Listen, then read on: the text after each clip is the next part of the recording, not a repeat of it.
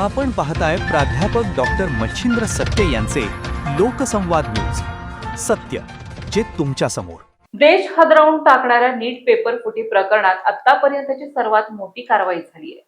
लातूरच्या प्रसिद्ध RCC coaching क्लासेसचे संचालक शिवराज मोटेगावकर यांना सीबीआयने अखेर बेड्या ठोकल्या आहेत. पुण्यातून अटक केल्यानंतर तब्बल 11 तास त्याची कसून चौकशी करण्यात आली आणि या चौकशी जे समोर आले ते ऐकून तुमचेही पाय जमिनीखालून सरकतील. नीट यूजी 2026 परीक्षा आधीच रद्द झाली आहे. देशभरात विद्यार्थ्यांचा आणि पालकांचा संताप अनावर झाला असतानाच सीबीआयने आपला मोर्चा लातूरकडे वळवला.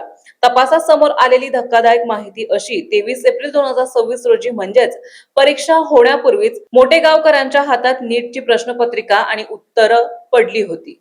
14 मे रोजी लातूरमधील त्यांच्या निवासस्थानी जेव्हा सीबीआयने छापा टाकला तेव्हा खुद्द मोटेगावकरांच्या मोबाईलमध्ये हा लीक झालेला पेपर आढळून आला. धक्कादायक बाब म्हणजे परीक्षा संपताच पुरावे नष्ट करण्यासाठी मोटेगावकरांनी ती प्रश्नपत्रिका डिलीट केली, नष्ट केली, पण सीबीआयच्या रडारपासून ते वाचू शकले नाही. मोटेगावकरांनी हा पेपर नेमका कोणाकोणाला दिला, किती विद्यार्थ्यांना विकला याचे गुपित उघड करण्यास त्यांनी टाळाटाळ केली आहे. पण आता सीबीआयने थेट आरसीसीच्या विद्यार्थ्यांची आणि पालकांची चौकशी सुरू केली आहे.